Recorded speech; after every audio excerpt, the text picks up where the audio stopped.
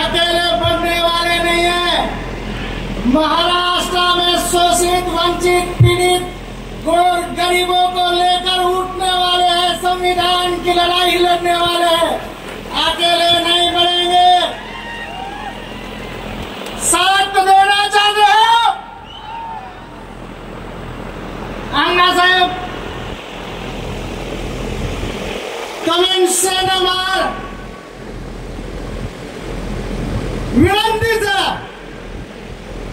मग मराठी मी बोलायचो तम पकडणार बंदाचो परवाती सारी रात्री रामेलाचो फक्त 5 मिनिट गवर्नमेंट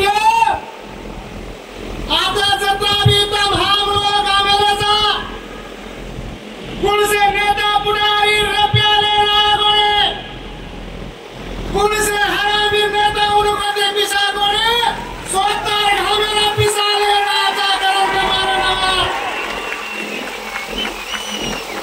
आवाले दाणे में तमें हमें नहीं स्वाभिमान लड़ाई लड़े ये हमारे सोबत आता है 19 पक्षाचा संघटनाचा आवाले दाणे 30 शाली सेवाईचा लड़ाई लढायचा का कोणी?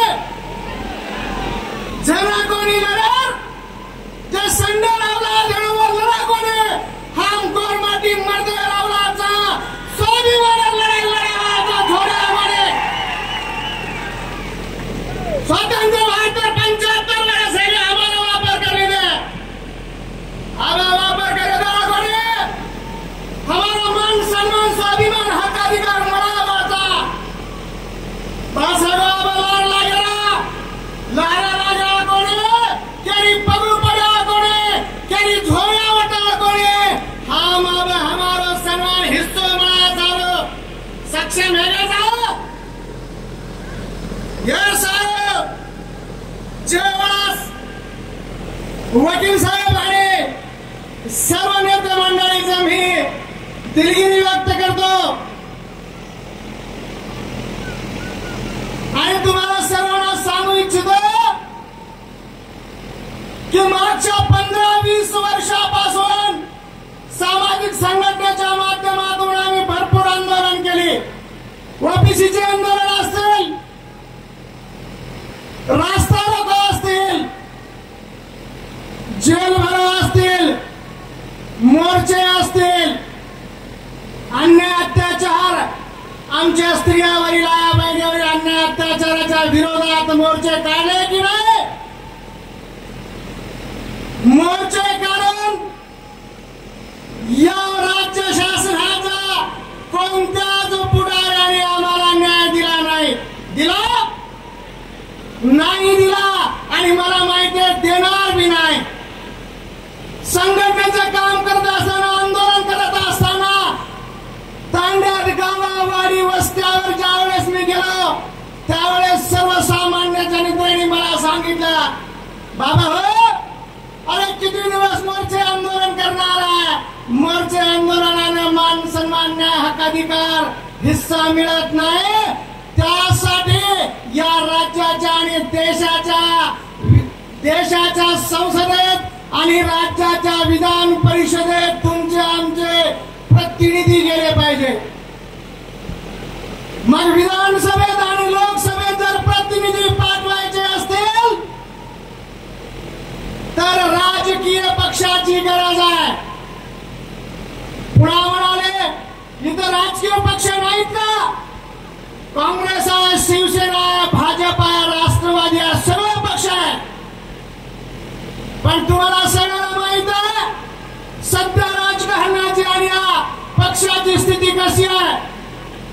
एक म्हणतो, एक पक्ष म्हणतो 50 खोके, दुसरा काय म्हणतो एकदम ओके, एक म्हणतो पक्ष काय म्हणतो सांगतो अरे आम्हाला पण आता या पक्षाची भूमिका मांडायची आहे। एक सांगतो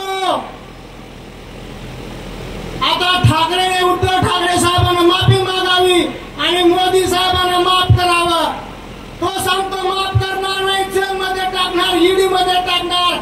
और मी तुम्हाला प्रश्न विचारतो आणि या महाराष्ट्रातील शोषित पीडित गोरगरीब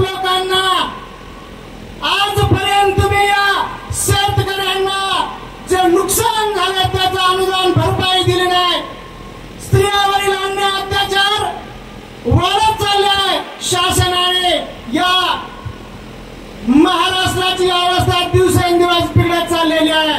याकडे कुणाचं लक्ष देण्याची कुणी लक्ष देत नाही. म्हणून मी म्हणतो की जर तुमचे आमचे प्रश्न या विधानसभेत जर उचलायचे असतील, विधानसभेतून आमचा हिस्सा मिळवायचा असेल तर तुमचा आमचा प्रतिनिधी पाहिजे की नाही. मग ते प्रतिनिधी निवडण्याचं काम तुमचं आमचं आहे.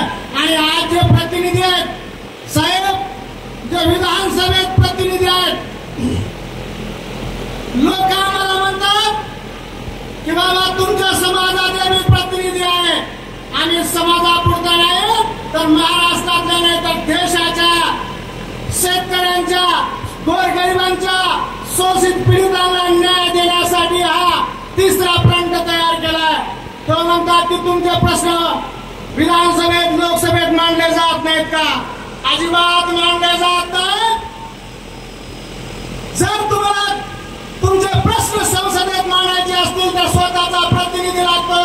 आणि तो प्रतिनिधी तुम्ही आम्ही येणाऱ्या काळामध्ये निवडून दिल्याशिवाय राहणार नाही याची मला खात्री आहे.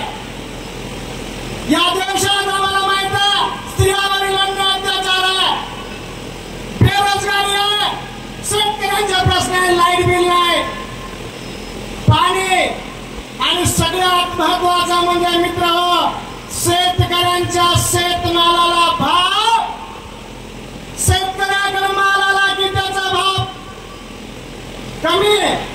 शेतकऱ्याजवळच्या मालाला भाव, माल संपला की त्या भावाची किंमत डबल. आता कापूस आहे, सोयाबीन आहे, ऊस आहे, तूर आहे, मूग आहे, सोया, शेतकऱ्यांच्या पिकाला भाव मिळत अजिबात मिळत नाही. आणि आमच्या जवळचा माल संपला की कारखान्याजवळ, कारखानदाराकडून आम्हाला तोच माल 200 रुपये किलो, 200 रुपये किलो न तेल, सोयाबीनचा भाव 11,000. त्या लोकांसाठी, आमच्यासाठी काय काहीच नाही. म्हणून माझ्या जमलेल्या सर्व बांधवांना मी विनंती करू इच्छितो की आम्हाला आजपर्यंत फसवून आणि लालच दाखवून या देशातल्या सत्ताधाऱ्यांनी सत्तेचा मोह सोडलेला नाही किंवा सत्ता हस्तगत केलेली आहे.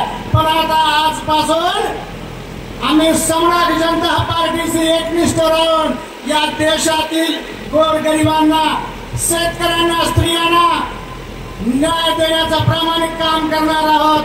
आणि तुम्ही मी येणाऱ्या काळामध्ये सम्राट जनता पार्टीच्या धागा बनून स्वाभिमानाची लढाई लढण्यासाठी तयार झाला पाहिजेत.